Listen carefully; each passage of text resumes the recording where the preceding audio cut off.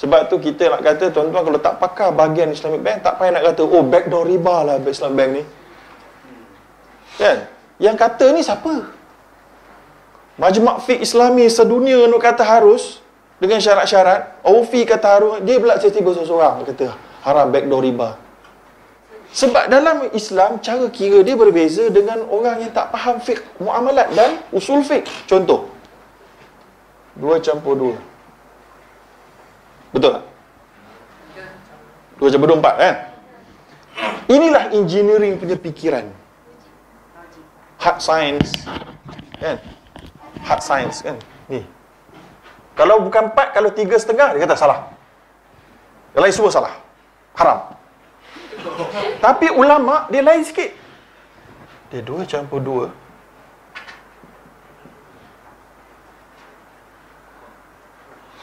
Dia boleh jadi jawapan situ. Betul ke salah? Betul ke salah? Bukan kali campur ni, campur. Betul ke salah?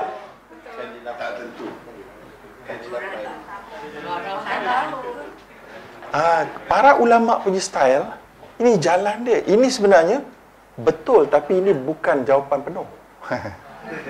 Ini jawapan pertama. Belum habis jawapan ni. Kalau tuan-tuan jangan sangka ulama' kata dah habis jawapan, tuan-tuan yang salah. Kita tak beri jawapan habis lagi. Ini baru jalan pertama. Lepas tu pas 5 tahun, kita bagi satu lagi jawapan.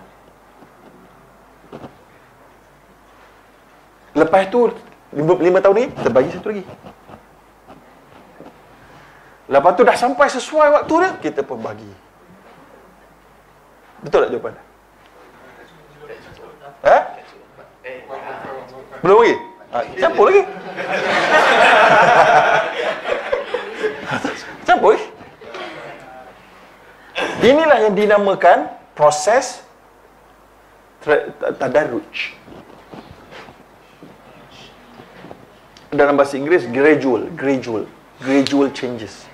Yang disebutkan dalam Al-Quran, pengharaman dalam Quran tentang arak berapa kali? 3 kali. 3 stages. Pengharaman riba dalam Quran 4 kali. Maka ulama' telah membuat kaedah bahawa tadarruj adalah proses yang valid dalam Islam. Sampaikan Imam Umar bin Abdul Aziz, bila dia nak jadi tampuk pemerintahan khalifah pada tahun 99 Hijrah,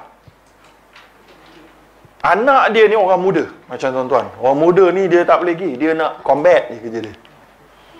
Dia nak radical changes. Zaks, potong semua. Semua potong, semua sekali, segera. Orang yang mature, lebih dewasa ni, dia hikmatus syuyukh. Dia lebih ada hikmah sikit. Tarik rambut dalam benang, tak sepah. Anak muda tak macam ni. Kan? So, anak kepada Khalifah Umar bin Abdul Aziz desak ayah dia untuk segera buang ni banyak syirik dalam negara kita ni. Ayah dia nanti. Ayah dia pun kata apa? Ya bunayya la ta'jal. Inna Allah dhammal khamra fil Qur'ani marratan. Fa waharramahu fi thalithah. Wa inni akhsha an ahmil al-haqq jumlah. Fayada'uhu an-nasi jumlah. Wa yakunu fitnah. Dalam Ibn Abdul Bar ada catat. Dia kata, wahai anakku, jangan tergesa-gesa. Allah haramkan arak. Allah cela arak 2 kali dalam Quran. Kali ketiga baru Allah haram. Aku tak mahu bawakan kebenaran secara drastik, lalu manusia tak boleh terima, lalu mereka pun tolak secara drastik semuanya. Lalu jadilah fitnah yang besar. Nampak? Ini kaedah yang engineers mungkin tak boleh faham. Patutnya dia kena faham, tapi kadang-kadang dia tak boleh faham. Proses kita meraihkan situasi, suasana, sampaikan boleh diberikan makhraj. Bukan makhraj huruf. Makhraj ni maknanya jalan keluar.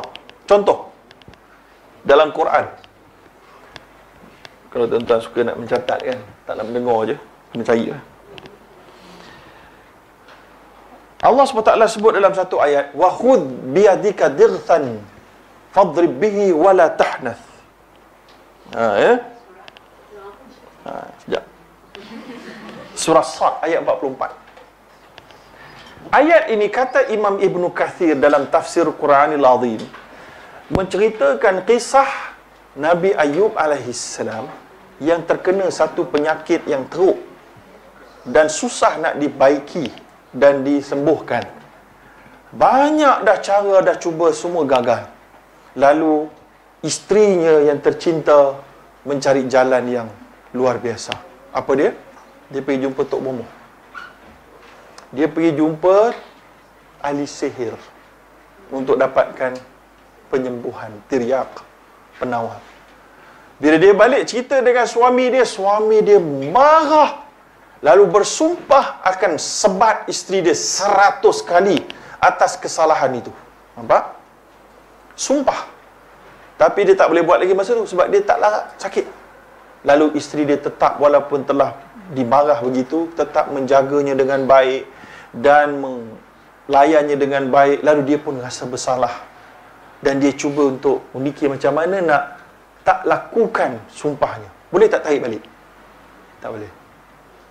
Tak boleh tarik balik. Tapi dia tak nak buat dah sekarang ni. Dia terasa bersalah. So apa nak buat? Dia berdoa pada Allah. Lalu Allah memberikan satu jalan keluar. Dalam ayat surah Sad ayat 44. Wa khudh biyadika dirthan, maksud dia, wahai Ayub, ambillah ranting kayu sebanyak 100 ranting. Kamu pegang dia sekaligus semua. Kamu sebatlah sekali isteri kamu. Maka kamu dikira sudah selesai melaksanakan sumpah kamu. Dan kamu tidak menyalahi sumpah. Faham tak? Patutnya apa? 100 kali sebat. Sekarang pakai 100 ranting, sekali sebat dah dikira 100 sebat. Tak sakit pula tu. Harus ke buat tu? Berani nak kata tak harus? Allah yang ajar ni. Allah yang ajar. Ini hilah ke apa benda ni? Ini makhraj, bukan hilah. Makhraj adalah apabila kita betul-betul, kalau dalam ayat ni disebut apa? Dia kata, wajadnahu sabiran ni'mal 'abdu innahu awwab. Itu penting tu tuan-tuan. Dalam konteks kita bersabar dan kita memang nak kembali kepada Allah, keikhlasan, maka itu adalah jalan keluar. Maknanya kalau niat kamu betul, kamu boleh cari benda tu sebagai jalan keluar, bukan hilah yang jahat. Hilah yang jahat pun ada juga.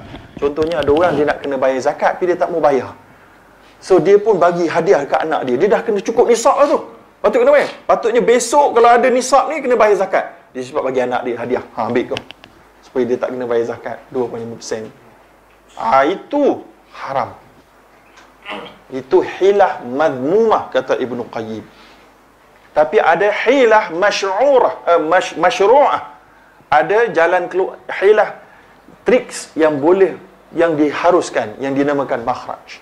Maka itulah yang Islamic Bank buat hari ni. Kalau tuan-tuan nak tahu. Islamic Bank sebab kekangan sistem yang ada, undang-undang yang ada, ilmu muamalat di kalangan masyarakat yang lemah, iman di kalangan masyarakat yang lemah. Saya bagi contoh.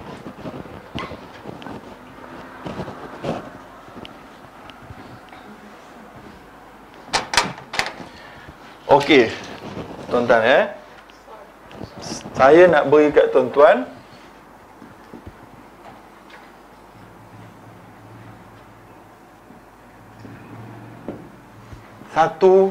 tiga pelaburan.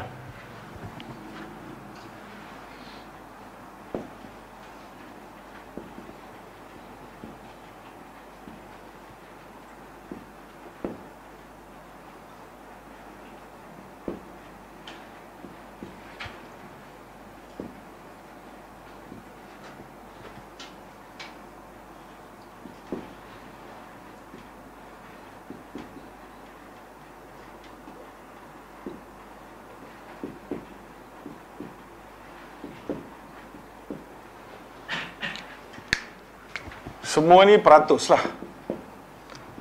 Kalau tuan-tuan A, B, C, kalau tuan-tuan simpan dekat A, B atau C, untuk 3 bulan, A bagi 3.1, ni 3.0, 2.95.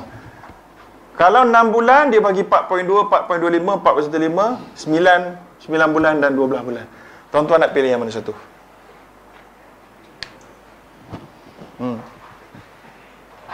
Confused? Tuan-tuan nak pilih yang mana satu? C. Sikit je. 2.95.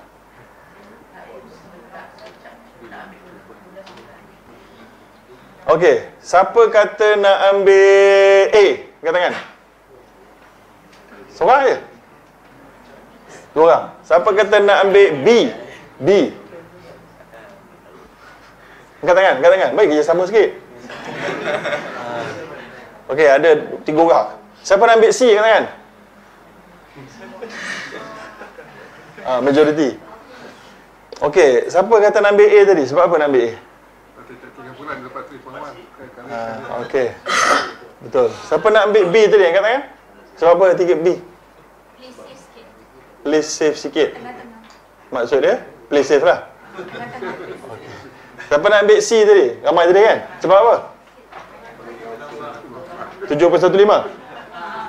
Okey, saya ada 2 pengajaran dalam soalan ni. Yang pertama, saya suka sebab tuan kita ni dia berpandangan jauh.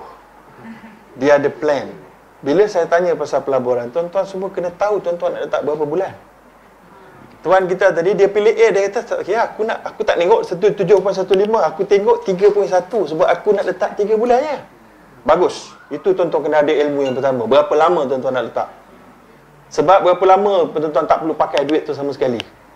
Tuan-tuan katalah, aku nak 7.75, tiba-tiba lepas 6 bulan ni tak boleh, tak pakai duit ni, habis. Nampak? Itu pengajaran pertama. Tapi itu bukan the ultimate objective kepada soalan ini. The ultimate objective pada soalan ni adalah saya sedikit kecewa. Kerana tuan-tuan tidak langsung bertanya kepada saya sebelum membuat keputusan.